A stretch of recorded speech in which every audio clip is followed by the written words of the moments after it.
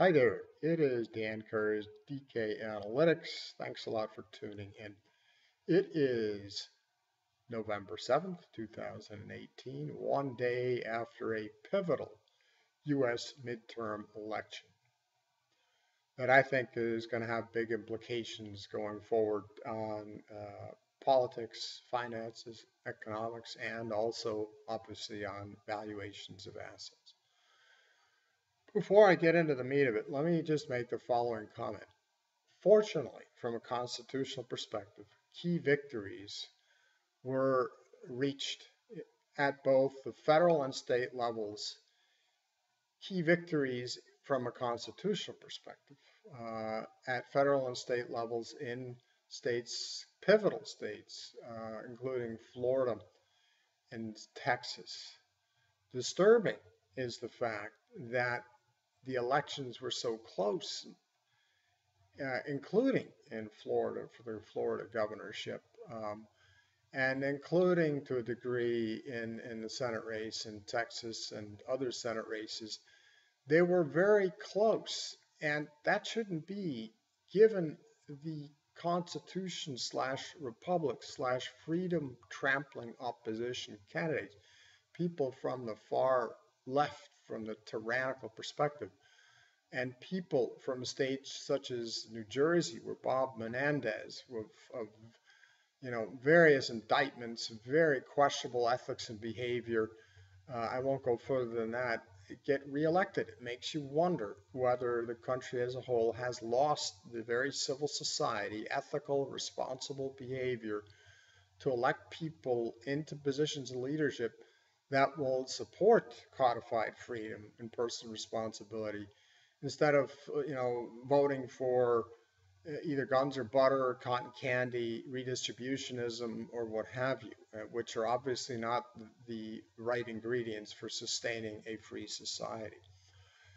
In many ways, the midterm election was a referendum, obviously, on Trump, his bigger than life footprint, his activism, and his policies, and of course, on the Republican Party's leadership as they presided over the past 2 years over both the White House and Congress. I'd be remiss if I didn't admit that I greatly admire the Herculean stamina, the profound energy, and the intellectual vigor of this exceptional, in many ways, man, namely Donald Trump. At one level, in the Senate, the midterms reflected voter disgust about the Kavanaugh confirmation circus, which truly was a concocted, disgusting abomination. An effort by leading Democratic senators to take out a judge that has shown stout constitutional fidelity over decades in his career as a judge and a virtuous life, to try to take such a man out with a sexual harassment fabrication dating back 36 years was grotesque. And it also threatened the key underpinnings of our legal system, namely innocent until proven guilty, even as it threatened to intimidate future constitutionalists from aspiring to the very posts where from they are supposed to help support codified individual liberty and due process rights. It is therefore not an accident that Trump state, quote unquote, senators that oppose the confirmation and help fuel or refuse to extinguish the Kavanaugh character assassination lost their reelection bids. In the House, I'm going to argue that at the margin, people voted their wallets. The disconnect between economic reality and Trump's incessant claims of unparalleled economic vitality, outright propaganda at times, may well have cost the Republicans the House, in my view. Concretely, if we measured unemployment, inflation, and real GDP growth the way we did in the 90s, we'd have a sick economy on our hands, not a healthy one. Candidate Trump rightly called the macro stats fake and the stock market a bubble. Alas, as president, he has taken ownership and done a credibility robbing 180, quote unquote, on this. Now everything is just peachy cream wonderful. And of course, the stock market valuation is justified. As regards the economy and the House, being now back under Democratic control, if one examines the economy from a Main Street perspective, then perhaps the shift to blue house instead of a red house, a Democratic run house instead of a Republican run house, makes a lot more sense. Again, I'm saying people voted at the House level, the House of Representatives level, with their wallets. And in a sense that this is the opposite of what happened at the Senate, which was obviously deeply involved with trashing Kavanaugh. But politics at the Senate level and wallet in the House. And if one goes to the Main Street level and puts aside all these claims and headlines and looks at reality, and some of these headlines and even stats can't be massaged or haven't been entirely massaged. So let me look at a clutch of these and then let you decide if this makes sense in terms of the House going back to the Democrats. Not that they're going to do a better job, they'll probably do a worse job, don't get me wrong, but people, again, at the House level voted their wallets. That's my claim. If we examine a near record low American labor force participation rate of around 63% and over 95 million working age Americans between 16 and 64 that are out of the job market, it makes more sense. If one dwells on the crappy kind of jobs people typically get, part-time, low wages, no benefits, which is why a few such crappy jobs are often required per worker, which then ironically flatters the unemployment rate via double or triple counting. In other words, makes it look like there's less people unemployed. If one instead examines record and rising for 5 straight years, household debt of $13.3 trillion, despite plummeting home ownership. Home equity lines or mortgages are huge numbers, and home ownership has been declining. Yet despite that, we've got record household debt, private sector debt of $13.3 trillion. If people had enough good jobs, they wouldn't be going ever deeper into debt. Makes sense, doesn't it? Disconnect. If one examines real world inflation, which is closer to 8% than to 2%, as stoutly rising medical costs, insurance costs, grocery costs, gas costs, tuition costs, rent costs, house construction or housing construction costs, and mortgage costs, all of these readily attest to that, then one cannot escape, I would argue, the fact that real world inflation is clobbering U.S. households that typically have little or no savings at all, rising debt, record debt, and two-income families. Translation, the wife is already working, so it's hard to raise household income further. A much weaker than advertised real GDP growth rate is also something to be reflected upon. Conceivably negative if using real world inflation. In other words, the advertised real GDP growth rate would conceivably be negative and would have been negative for years if the statisticians in government were using real world inflation rates, which is what Main Street senses. That is a much higher inflation rate on the one hand, and by extension, that's the other side of this, a much lower real GDP growth rate if there is expansion at all.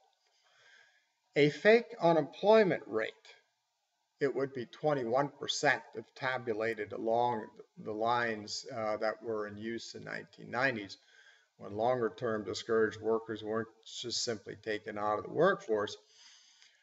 A fake unemployment rate, or taken out of job seekers, if that unemployment rate were more honest today, around over 20% instead of 4%, and forget the quality of jobs for a second, but also the fake job creation claims that depend on politically based birth, death, net new incorporation assumptions that chronically overstate new employment, which is then typically revised down. The 200,000 monthly employment gain, 150, 250,000 last month. Those are then typically revised down and often substantially to reality in future periods, and then people collectively yawn. When one examines these realities, then Trump's "the most robust economy ever" claim rings hollow at best for too many working people on Main Street, in contrast to those on Wall Street, K Street, Washington, D.C., and those in the C-suites of corporate America. For them, Trump's economy is indeed great, not so much for Main Street.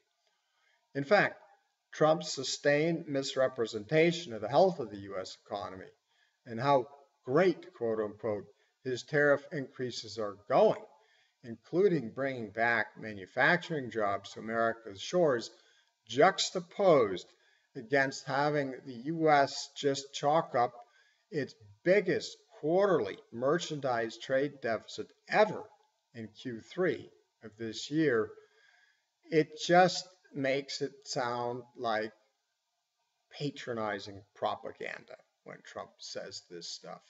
And again, it's the disconnect between the ground level reality and what is being touted.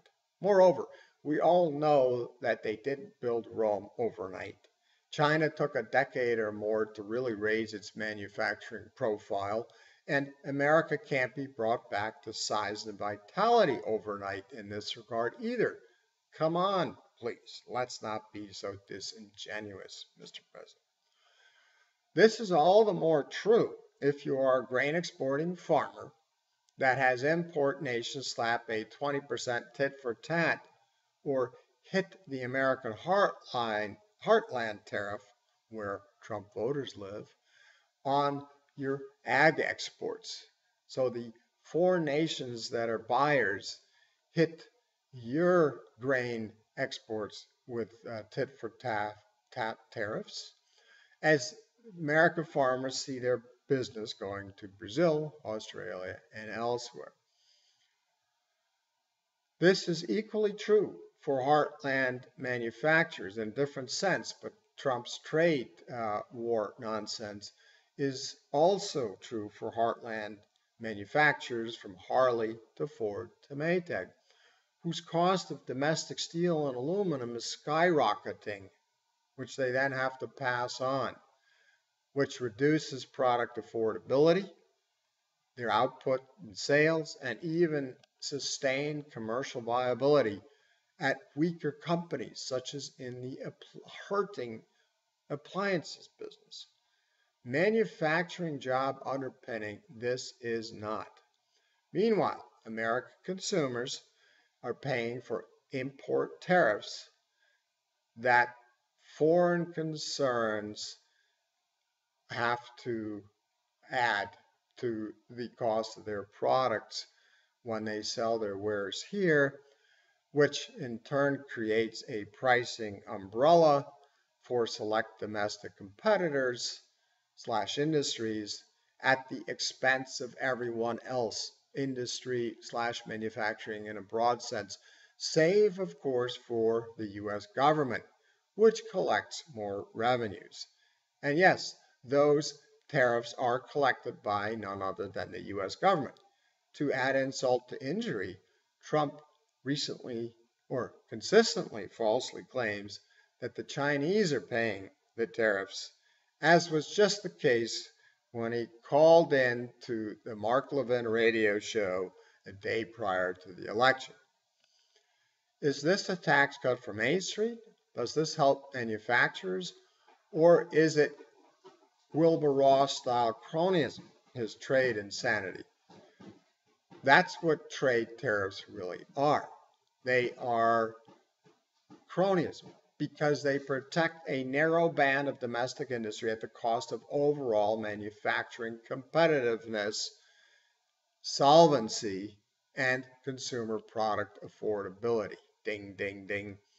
Thus, if people at the margin voted their wallets as regards the House of Representatives, instead of focusing on politics, it means that they felt a huge disconnect between Trump's economy and theirs. But what about politics? Why weren't the documents Trump promised to released prior to the election? I'm referring to the documents related to Democratic-based U.S. election interference. It all happened, if it did at all, under Obama's watch. And the election interference wasn't Russian, it was domestic. It was perpetrated, again, under the Democratic administration. Trump was a candidate. And Hillary Clinton's role here was huge and elsewhere. Case in point, as you're surely well aware, Hillary's unconvicted felonious behavior as when FBI hack head Comey listed or read in painful detail during the summer of 16 all of her felonious actions, but then determined that he won't press charges. A bad cop assuming the role of the jury as well. And of course, the Obama Department of Injustice, well, the AG Lynch did nothing other than to meet with Bill Clinton on the tarmac in Phoenix to talk about their grandkids as they figured out how they were going to cover up his wife's felonious behavior. Question: why did Trump not do everything in his power to show the extreme malfeasance and lawlessness of top Democratic power brokers, both the elected and the appointed / bureaucratic kind? And why did he not do this before the 2018 midterm elections so as to make it clear to those Americans not bought off or not in a stupor just what kind of criminal people populated the top echelons of the Democratic Party? Let me wrap up. They're good. Trump's judicial federal court makeover will continue given sustained Republican control of the Senate. This is truly very good. The bad? The House of Representatives controls the federal purse strings. If Trump finally got some government spending religion instead of growing the beast, then he'd lose any chance, no matter how slim, of having the House on board, which also augurs ill for lasting regulatory relief if Trump will constantly be fighting off new witch hunts against him / his administration. Clearly, sustainable regulatory relief can only be garnered by cutting the size of bureaucracies with over 2 million employed at the federal level, 2 million well-paid government employees with great benefits that are also de facto making the laws instead of the constitutionally assigned legislative branch. In short, you have to cut the size of unrepresentative government, itself nearly an impossible undertaking for a host of reasons, but certainly out of reach if you constantly have to defend yourself for something you didn't do. That's the danger now with the Democratic control of the House. Which brings me to the ugly. So now, do we get to watch 2 years of Democrats sweeping all of Obama's, the DNC's, Hillary's, and the deep state's crimes under the rug while they investigate Trump and his cabinet for fabricated crimes, while pushing for articles of impeachment? That's the big question. How does one spell disgusting? So much for a return to the rule of law, for putting a stop to the high and mighty being above the law. Wall Street has high-fived the election outcome with the Dow and the S&P exploding to the upside today.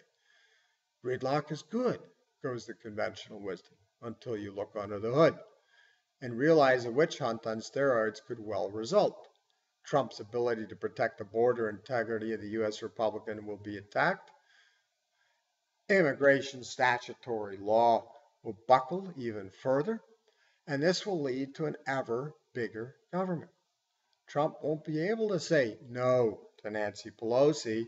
He couldn't even say no to the rhinos. In fact, we could see Trump agreeing to expand the government deficit even further, perhaps through a bipartisan infrastructure bill, butter, and yet more Department of Offense, quote unquote, guns spending, the resulting ever bigger deficits prior to a recession exploding deficit where it could easily double or more, promise to further ingrain and promote redistributionism, amnesty, and cronyism over the equitable treatment and property right protections of Main Street makers and taxpayers. And they can only be paid for in one way. You guessed it, by printing the money. Eventually, and perhaps really soon, as per our last video on corporate America and the recession impact on earnings, this will not only lead to an economic and financial blowup, but it will trample corporate earnings power in the process. How bullish is that, stock investors? PEs, anybody? Solvency concerns, anyone? Inflation fears, anybody? Bond values, anyone? Thanks for tuning in. I hope you got something out of this, and I hope my remarks or thoughts help you to frame your allocation thoughts from a perhaps a bit different, but hopefully sensible perspective. That's all for now. It's Dan Kurz, DK Analytics. Bye-bye.